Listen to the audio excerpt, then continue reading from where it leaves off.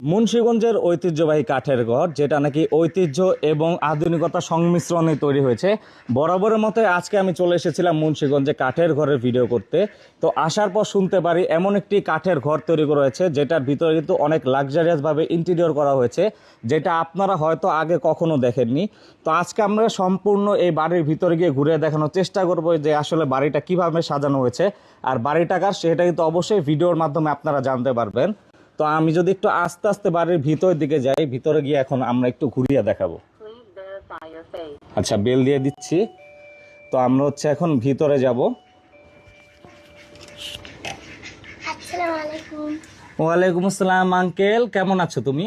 আমি ভালো আছি, আপনি কেমন আছেন? আলহামদুলিল্লাহ। বাবা বাসা আছে? হ্যাঁ, বাবা তো ড্রয়িং রুমে টিভি দেখে। ও, টিভি দেখছে না? তো আমি কি ভিতরে আসবো একটু? হ্যাঁ, আসেন। ওকে, থ্যাংক ইউ আঙ্কেল।